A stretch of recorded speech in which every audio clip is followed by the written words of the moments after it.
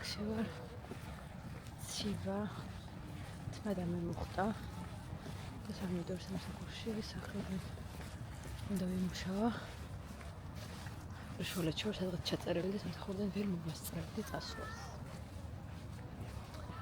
ძალიან შემოვნებს დილაობით მარტო სიარული, იმიტომ რომ ფიქრისთვის მრჩება დრო, აი ისეთი ფიქრისთვის სამსახურში და სახში საქმის კეთების დროს რა ვერ მოიცლი. იმიტომ ძალიან კაია. ბევრი ადამიანი მხვდება, ვინც დადის.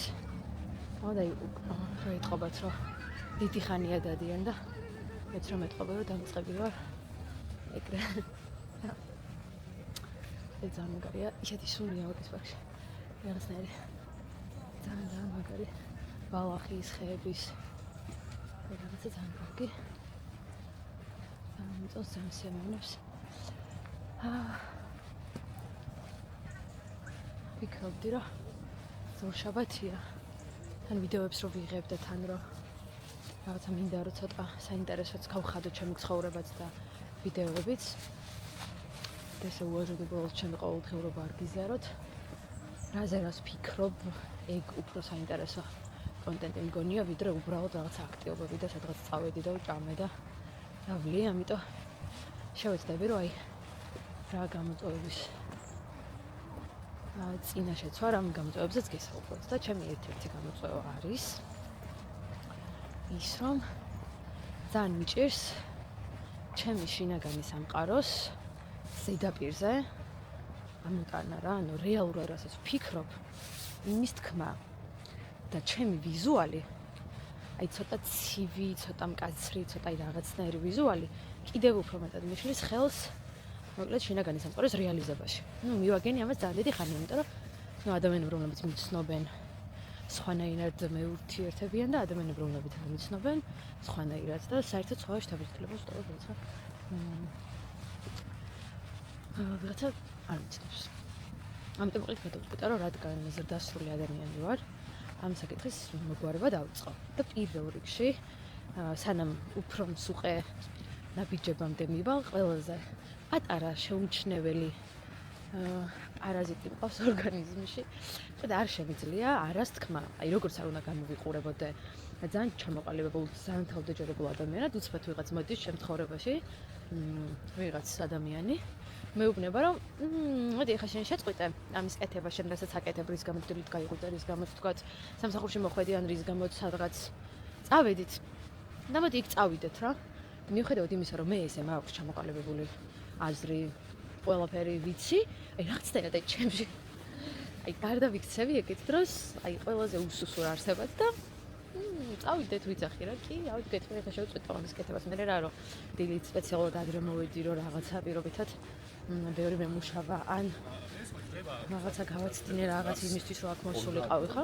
მე რა წავიდე ავდგეთ რა. ხო და მოკლედ ეს მაქვს შესაძლებელი, მაგრამ ამის შესვლა არის ძალიან სრული, იმიტომ რომ მახსოვს ამაზე მისაუბრეთ ძალიან ბევრ ადამიანთან და ბევრ ადამიანს იმდენად დიდი პრობლემა აქვს ამაზე. მე ეგეთი პრობლემა არ მაქვს, ვფიქრობ. მაგრამ მაინც მაგა რომ აწუხებს, რომ ჩემს ყოველდღიურობას მიცვლის, მიშლის ხელს ჩემი გეგმების შესრულებაში და ასე შემდეგ რა.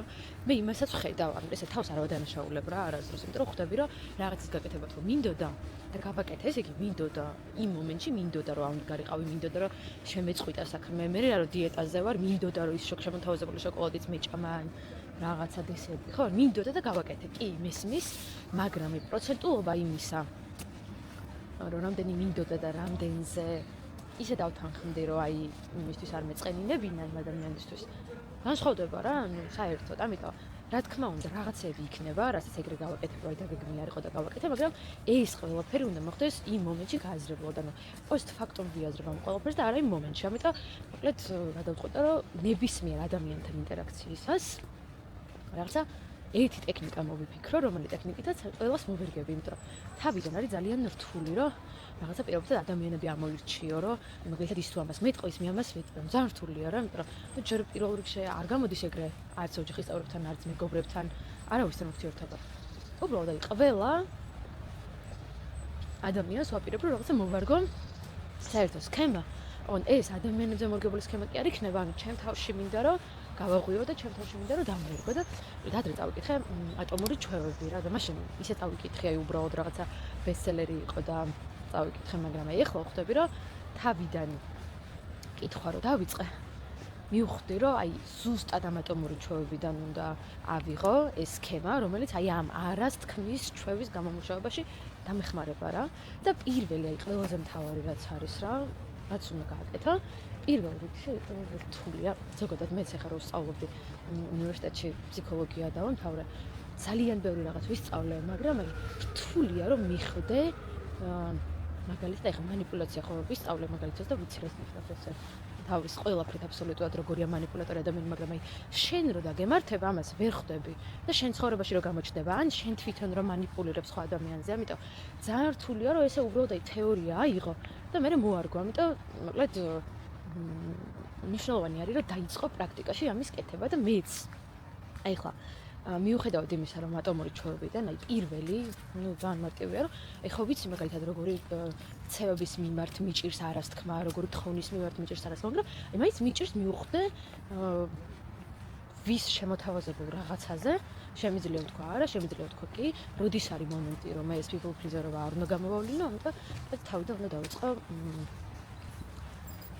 ყველა სიტუაციაზე აი ანალიზით რა აი როგორ მივხვდე როდის უნდა გამოვიყენო ჩემი ეს ტექნიკა ხო აი ყველაფრის მიმართ ხوار გამოვიყენე აი როდის არის მოკლედ სამოქმედო რა აი ამის აღმოჩენა არის აი ატომური ჩვევების წესებიდან აი პირველი რა ანუ როგორ ხვდები რომ აი ახლა უნდა იმოქმედო და ხო ნუ ყველაზე მთავარი ეს სულ რო არ სადაც წაიკითხოთ არის ნებისმიერ გადაწყვეტილების წინ ეს რა გადაწყვეტილება გჭირდებათ ნელი თუ ასე შემდეგ მოკლედ დაფიქრება არის მნიშვნელოვანი დიდი გადაწყვეტილების წინ თუ დიდი ხანი ვფიქრობთ, ну, აი ძალიან უცბად სიტუაციურ გადაწყვეტილებას, აი უცბად უნდა აჩუქო შენ თავს რაღაცა 5 წამი, რომ ეხლა მე ეს რო შევჭამო. რატო ვჭამა, ну, ვისთან ვარ ვალდებული რომ დავაღვიო დიეტა, ხო? მე ხო რაღაცა 5 დღეა სწორკვებაზე ვარ. მოდი ეხლა არა ვთქვათ. ანუ მივხვდით, ანუ აი 5 წამი გჭირდება აუცილებლად რომ დაფიქრდე. მირეკავენ ბოდიში. ხო. 5 წამი ძალიან მნიშვნელოვანია და აუცილებლად გავაკეთებ. ამის მერე უკვე არის მნიშვნელოვანი რომ გაიაზროთ რატომ გინდა რომ არა უთხრა ვიღაცას. მე მაგალითად აი ალბათ ჩემი დახარჯული დროის 30% თქვათ დამემატება, იმიტომ რომ 30% ალბათ ხარჯავ იმაში რომ ვიღაცამ თხოვა სადღაც წამოყევიო, მე მაგ დროს არ მეცალა პირობითად ან დაჭვენება გამეკეთებინა, ან სახლიდან დამოვაგებინა, ან რაღაც უნდა მიყიდა ჩემთვის, ან დედაჩემი უნდა მენახა, ან რაღაცა ან აი დრო გამეტარებინა სხვა ადამიანთან ერთად და უცბად ვიღაც მოდის რომ წამოყევი სადღაც და მე აი არას ვერ ვეუბნები, იმიტომ რომ ვარ ჯიგარი და არ ვარ ჯიგარი, არ ვიქნები ჯიგარი, რაც არ მინდა, ძალიან კარგად ავუხსნე ადამიანს, რომ არ ეწყინოს, არ ვაწყენინო და მოკლედ ანუ უნდა მივხვდე არას თქმით რა სასიამოვნო პროცესები დაიწყება. ანუ ნახეთ, პოზიტიურ ფორმულირებასაც აქვს მნიშვნელობა, რომ მე მექნება ბევრი დრო საკუთარი თავისთვის. მე მექნება ბევრი დრო იმ აქტივობებისთვის, რომელიც ჩემთვის არის მნიშვნელოვანი, ხო? ისედაც ხო ძალიან ცოტა დრო გვაქვს ამ სამყაროში, ანუ ისედაც ხო მართლა მინიმუმამდეა დაყვანილი, ყველაფერი აბსოლუტურად და დროც გარბის და ასე შემდეგ, ამიტომ ძალიან მნიშვნელოვანია, რომ კიდე ხა დამატებით რაღაც ტრიგერები არ შემოვიდეს რა. ხო, ну, გავიაზრე პირობითად, მივეცი ჩემთან 5 წამი, მე ისიც გავიაზრე, რომ ძალიან მნიშვნელოვანია არას თქმა და სარგებელს მომიტანს, ანუ უკვე დაინტერესებული ვარ, მაგრამ ანუ როგორი ფორმით უნდა გამოვხატო ეს ყველაფერი, ხო? ხო ვიძახი, რომ ძალიან მიჭირს შინაგანი სამყაროს გარეთ გამოტანა და შიდა რეაქციების ცოტა რბილად, ცოტა რაღაცა დიპლომატიურად გაზიარება, ხო, ვამბობ რომ მიჭირს და ამ შემთხვევაშიც უნდა შევარჩიო რაიმე პოზიტიური ფრაზები, რომლითაც არც ვაწყენინებ მეორე ადამიანს და თან რაღაც solution შევთავაზებ, რომ იცი რა, მე ახლა ვერ მოყვები ახლა ძალიან, მაგრამ თუ გინდა წავიდეთ სხვა დროს. ან მაგალითად მე რაღაცა პირობითად ძაღლის გასეირნება, იმიტომ არ მინდა რომ მაგ ალერგია, ანუ არ ვიტყუები რა. მაგალითად ბევრი რაღაც მოკლედ ისეთი პასუხი უნდა მოვიფიქრო, რომელიც არც იმ ადამიანს დააზიანებს, არც მე დამაზიანებს და იქნება ეს გულწრფელი პასუხი, იმიტომ რომ მართლა გულწრფელად არ მინდა რომ სადღაც წავიდე და მეუბნებიან და იმიტომ რომ ვარ people pleaser-ი, ამას მე ვაკეთებ. მოკლედ ფრაზის მოფიქრება, ან აი ქცევის პატერნის მოფიქრება არის ასევე მნიშვნელოვანი. იმიტომ რომ ხო აი თუ წინასწარ არ გექნება გამზადებული კი მივხვდი რომ ეხლა არა უნდა თქვა, მაგრამ აი რას ვიძახი ეხლა არა, პირდაპირ არა, ხო ძალიან უხეშია. და ყველა ადამიანთან ხო სხვადასხვა ურთიერთობა გაქვს, ამიტომ ეგეც მოკლედ კარგია. ასევე ადამიანი თავის ქცევას, ჩვევას იყალიბებს მარტო მაშინ, როდესაც სარგებელს იღებს აქედან რა. ამიტომ არ დაგავიწყდეთ და მეც არ უნდა დამავიწყდეს საკუთარ თავის დაჯილდოება რა. მაგალითად ეხლა დღეს პირველი ვინც დამირეკავს და რაღაცას გთხოვს ან რაღაცის გაკეთებას ხომ მაგრამ რაღაცის გაკეთება თუ არ მინდომება მე იმას კი არ ვიძახი რომ ვიღაცას რომ ჩემი დახმარება დაჭირდეს არ დავეხმარები ანუ მე გულისხმობ აი ყოველდღიურ რაღაცა ის სულელურ შემოთავაზებებში რომელიდანაც ანუ არც ის ადამიანი არის მაინც და მაინც მოგებული არც მე და აი უაზროდ რაღაც რა აი უბრალოდ ავდგეთ და გავისეირნოთ არა არ მცალია ხო აი ეს თქვა არ მცალია ვაკეთებ სხვა რაღაცას ძალიან მინდოდა გასეირნება მაგრამ ვერა ხო და მოკლედ დავაჯილდოებ აუცილებლად ჩემს თავს თქვა როგორ დამომხვდა დაჯილდოება შეიძლება გამოიხატებოდეს სხვა რაღაცით მაგალითად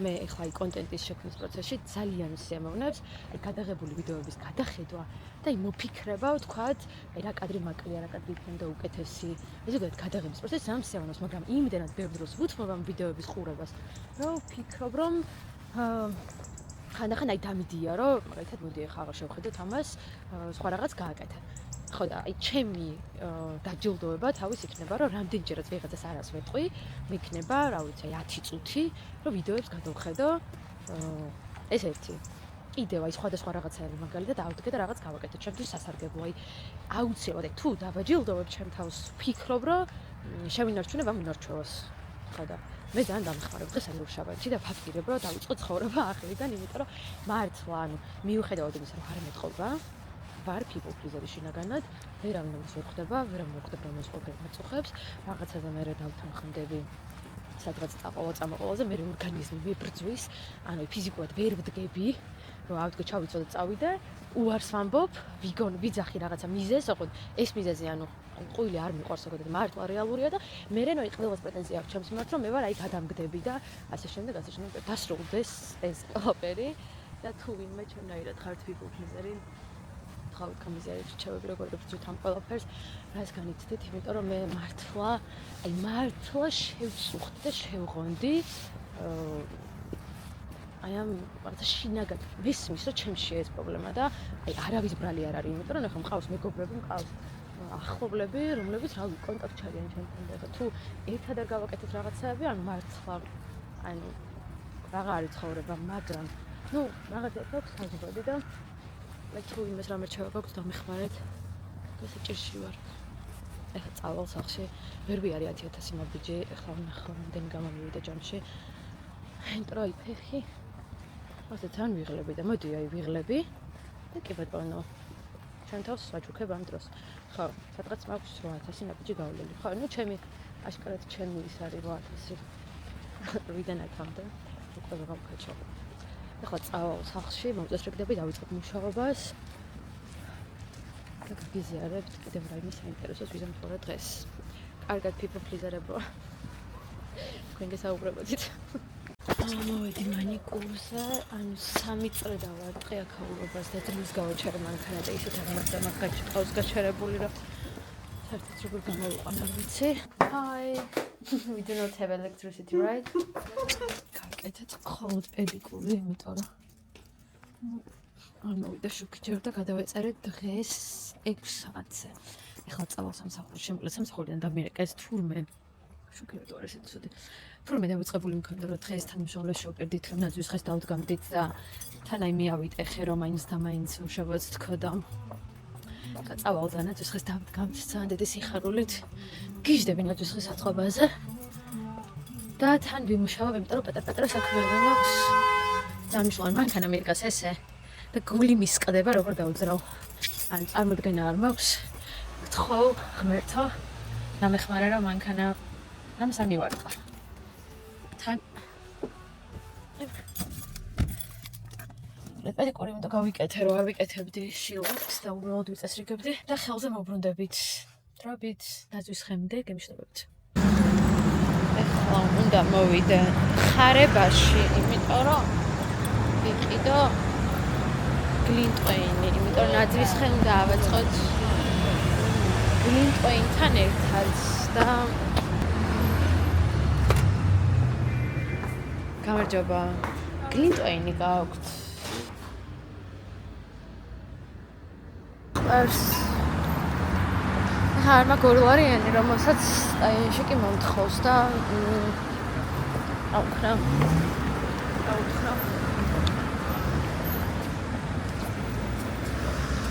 გიშდები ესეთ დროს სტაილში კი რა ქრება. რა ვეღარ პოულობ.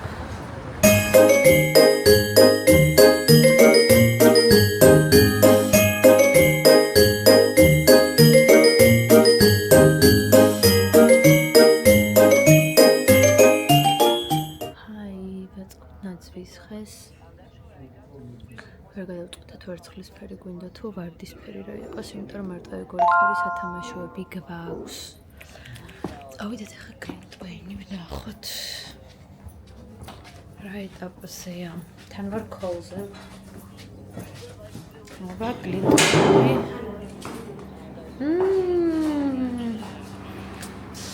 Cute.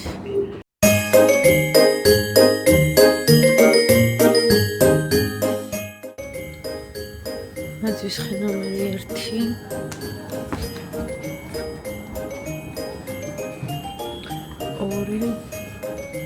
და 3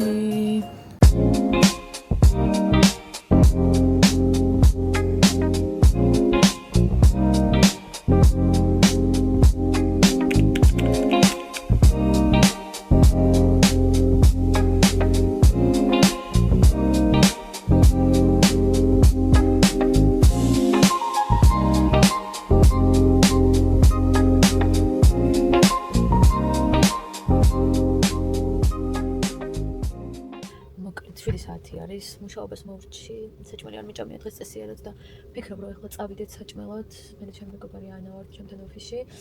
გუშინდელი დღის მერე აპდეიტებს გაგიზიარებთ. როგორც კი დავიწყე ჩელენჯი, რომ არა უნდა ვთქვა ყველა იმ სიტუაციაზე, რომელიც შემსრულებს არ ხმიანება, მოკლედ სახში როგორც კი მივედი საუზმის გამზადების დროს დამირეკე სადასხმევ კომპანიიდან და კი არ მკითხეს დაინტერესებული ვიყავი თუ არა ჯანმრთელობის დაზღვევით. პირდაპირ მკითხეს ზოგადად რომელი დაზღვევით სარგებლობ. ხო და ისიც ძალიან მნიშვნელოვანი არის, რომ იმდენად აქტიურ გაყიდვებს ეწევიან ეს სადაზღვევ კომპანიები, რომ ნებართვასაც არ იღებენ ზოგადად შენთან კომუნიკაციის პროცესში, რომ საერთოდ რამე თემაზე კითხვა დაგისვან, ან აგიხსნან ზოგადად რისთვის გიკავშირდებიან, პირდაპირ გადმოდიან შეკითხვით და რა თქმა უნდა ეს იყო პირველი შესაძლებლობა, რომ მეთქვა, რომ არ ვარ დაინტერესებული არანაირი დაზღვევით და საერთოდ კარგად იყავით, დამშვიდობე. ეს იყო ჩემი პირველი ნაბიჯი და ძალიან ამაყი ვიყავი. ამის მერე მეორე ზარი შემომივიდა საქართველოს ბანკი მე რეკავდა და ეს ეკონომიკაში რომ დავფიქრდი, საერთოდ არაფერი საქმე არ მქონდა საქართველოს ბანკთან, იმიტომ რომ თბილისის მომხმარებელი ვარ და მივხვდი რომ აქაც არ უნდა მეპასუხა, იმიტომ რომ ან რაიმე ბარათის შემოთავაზება იქნებოდა, ან რაღაც ისეთი მოკლედ რაც მე არ მაინტერესებს, იმიტომ რომ მიმდინარე არანაირი პროცესი არ მქონდა საქართველოს ბანკში და მოკლედ ამასაც არ უპასუხე. ანუ ზედმეტი 2 საუბარი ავირიდე თავიდან, რამაც მომცა საშუალება რომ წყნარად მესაუზნა. ამის შემდგომ მოკლედ სადაც დამპატიჟეს, სადაც წასვლა არ მინდოდა და თქვი ძალიან მკაფიოდ არა, იმიტომ რომ იქ თუ წავიდოდი მომიწევდა დალევა ალკოჰოლის და არ ვიყავი მზად შუაკვირაში ალკოჰოლის დასალევად. აქაც თქვი არა და ჩემს რამოდენიმე მეგობარს გავუზიარე, რომ ამ ჩელენჯში ვარ და ამ გამოწვევის წინაშე ვარ, რომ ამ საკითხზე ვმუშაობ და ჩემი რამოდენიმე მეგობარი ძალიან დიდი პროვოცაციებით შემხვდა ჩემს ამ გადაწყვეტილებას, იმიტომ რომ ძალიან მაგარია რომ მიხვდნენ რომ მაწუხებს ეს ყველაფერი და ამაზე მუშაობა დავიწყე. შვენიერი. დღეს რა რეკვესტები მქონდა, დღეს ისეთი განსაკუთრებული არაფერი. დავაჯილდოვა ჩემ თავს ყველა ჯერზე, რამდენჯერაც შევძელი არასთქმა. და ჩემ თავს მივეცი უფლება დასვენების სკროლვის და ასე შემდეგ. გამოწერილად დღეს ძალიან ბევრი ვიმუშავე. ხო წავიდეთ საჭმელად წავალ და კიდე რაღაც პატარა საქმე მაქვს დარჩენილი და იმ საქმეებსაც გავაგრძელებ და იქიდანაც დაგინახებით. მოკლედ და მიხარია, რომ რაღაცნაირად ცოტა აზრი მიეცა ჩემს გაუთავებელ people pleaser-ობას და რაღაცების მოგვარება დავიწყე. ეს ჩელენჯი თუ გამომივა, მე უკვე კლებასაც მივხედოთ. რა სიტყვით, მივხედოთ. კარგად.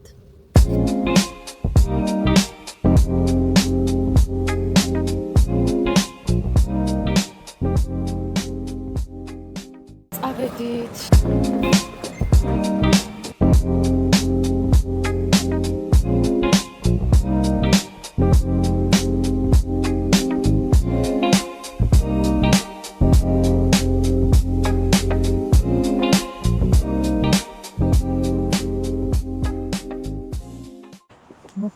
უამაზესი დეკორაცია არის ერთ-ერთი ანუ ყვავილების მაღაზია ახლა მე მინდა რომ პასაჟერიდან განახოთ ანუ რა სილამაზეა ან და სხვა შორის აი სულ ძალამაზი რაღაცები აქვს თამათ მე შევიდეთ გთხოვ ეხლა მივდივართ ჩვენ მოკლედ ჩვენ ვართ ძალიან ხშირი სტუმრები დოდონატის გიყვა მათი წამეს ალო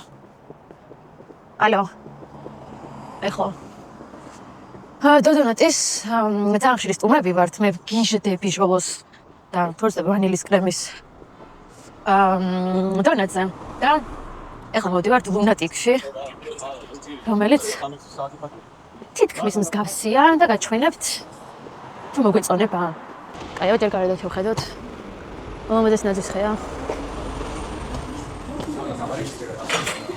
აქ რაღაცნაირი ქუქები არის უფრო cute ჟოლოთი მინდა და ვანილის კრემით რამე ანუ ჟოლო და ვანილი არის რა და კიდე რა ვარიანტებია კიდე გვაქვს ფისტა და ვანილი გვაქვს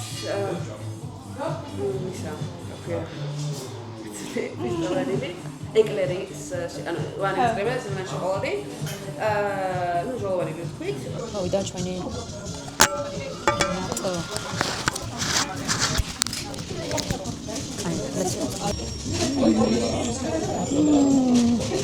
ჟოლო მიყვარს აი მინი ქართულადაც შოკოლადი უყვარს ამ შაბლოზე მეტად ხაიც საუთ შობეკო inside out აი ეს თურმე რა ხდება ეს დოდონატი არის ნინო ვარშანიძის და მე აქამდე მეგონა იაძაგანიას იმიტომ რომ ერთხელ იქ შემხვდა და თურმე ვეხმარებიო კი თქვა ეგრე ხო ანუ აშენ არ გეგონა იასი აბა სამზარეულო შოხდა რატო არ გეგონა ვიცოდი რომ ვეხმარება მართლა ტიკტოკზე სულ ეგ ნინო მხდება ხო და მე ვფიქრობ რომ ერთად მაგალითად ხო და თურმე ეს ლუნატიკი არის იასი და ორივე ერთნაირი დონატებიც არ ყოფილა ანუ დოდონატი კეთდება თურმე სხვა ტექნიკით, ანუ ზეთში იწვება და ეს ლუნატიკი ცხება. ხო, ეს არის ორცხობილა და ის არის დონატი, ანუ ამაში ყოფილა სხვაობა. ხო და ნუ ორივე ძალიან გემრიელია. ფუნთუშა, ხო. ხო და მოკლედ ორივე ძალიან გემრიელია, ამას ქონდა ოდნავ ჩემთვის უფრო საყვარელი. იგი არ ჩამირცხავს. და გაგაჯარი მას? მე არა, როგორ არ მინდა რომ მოვივიდეს ჯარება. ხო, მოკლედ ორივე ძალიან კაია. ბრავო, ვისაც რომ მოგირჩევნიათ, მოკლედ highly recommended ორივე. მოკლედ, მეკილი რეაქოლები მქონდა. სახლი მუშაობდი და იდეაში. ვერაფერი ვერ გადავიღე, მაგრამ მივხვდი რომ ჭირდება ვარჯიში. რაღაც სიარული არ მინდოდა და მოვედი წრეში. წრეში მოვედი. არ ყოფილვარ დაახლოებით 9 წელია. და ძალიან მინდა რომ აღვადგინო ვარჯიში, იმიტომ რომ ზურგი მტკივარ ძალიან ყოველთვის რომისგან და მოძრაობისგან გარდა იმისა რომ დავდივარ მოკლედ ზურგის ვარჯიშებიც ძალიან ჭირდება და ჩვენთან ერთად გავარჯიშებთ. საყვარელი წრეა.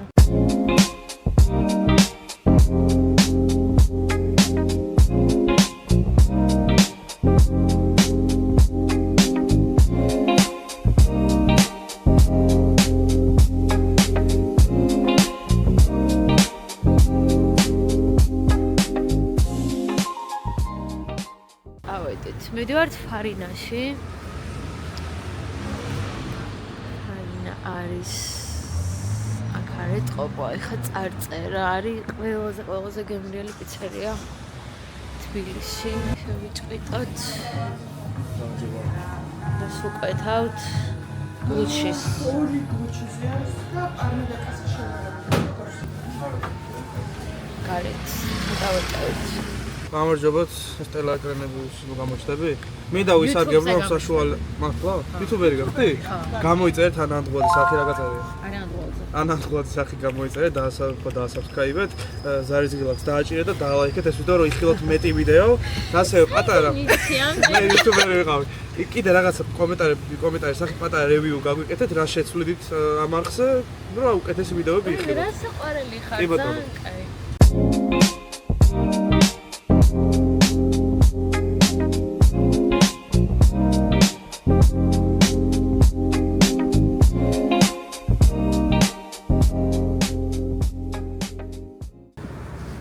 საოცარი პიცაა ხალხო.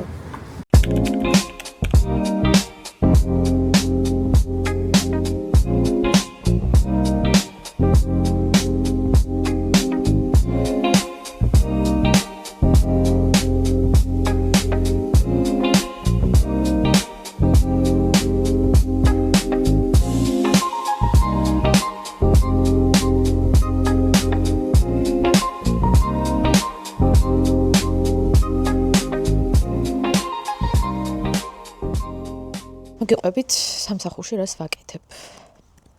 დატარჩი მუშაობ დაახლოებით 4 წელია. მარტში გახდება უბრალოდ 4 წელი და თავიდან ვიყავი სინიორ რეკრუტერის პოზიციაზე.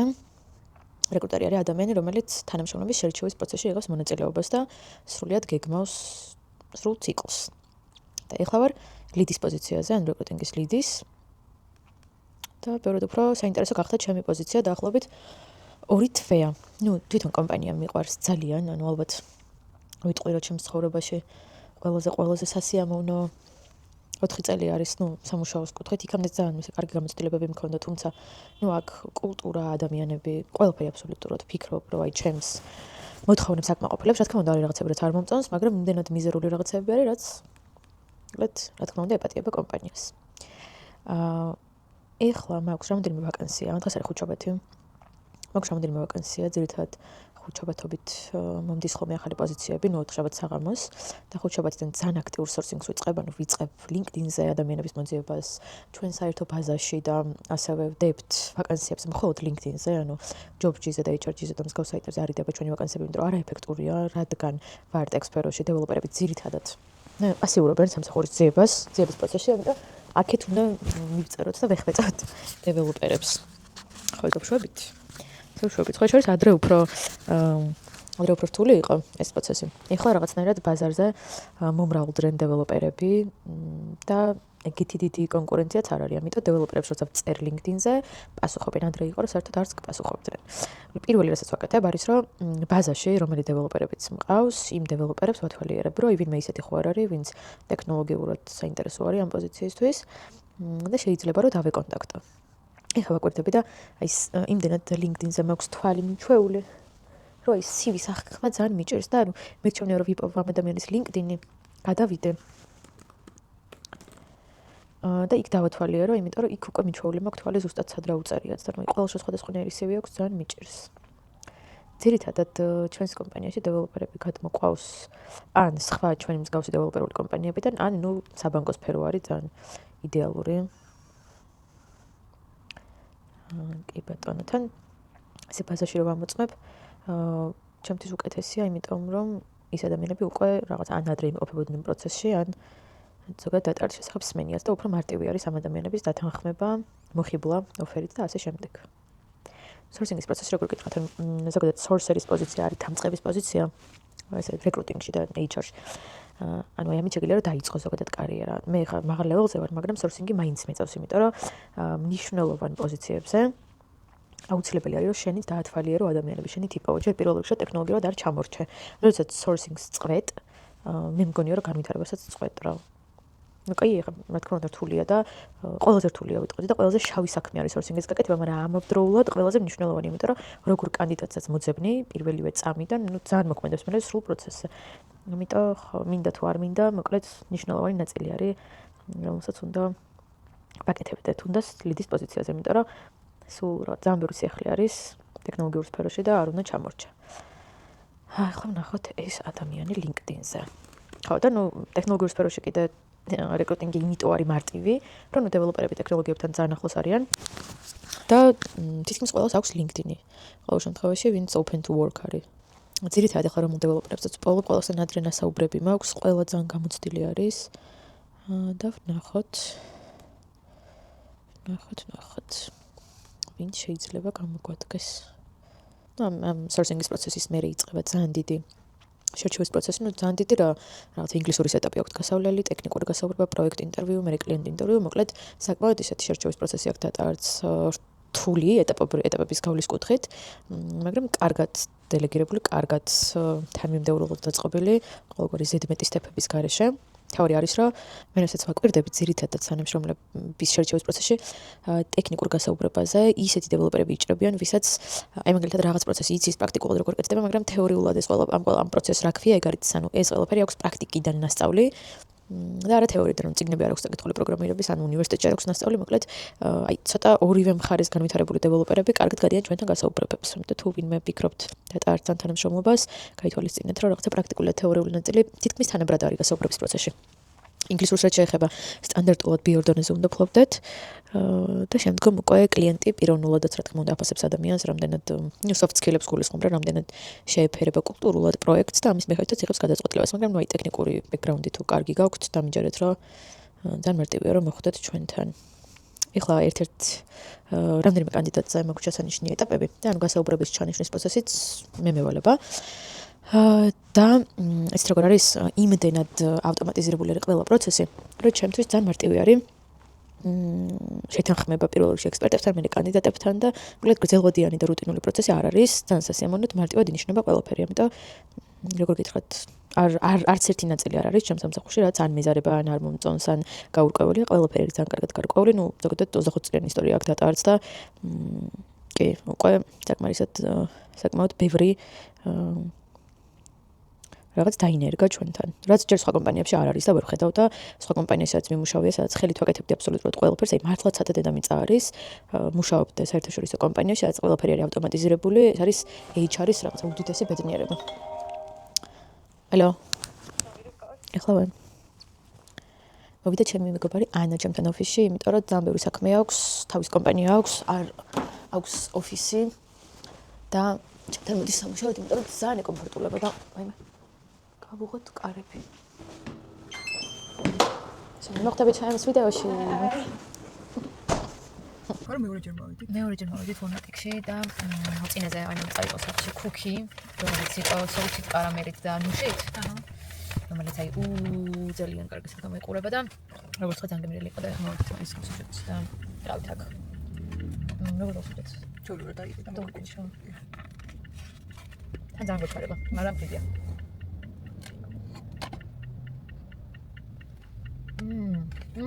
შენია თუ არ არის შენი? ჩემია. კი.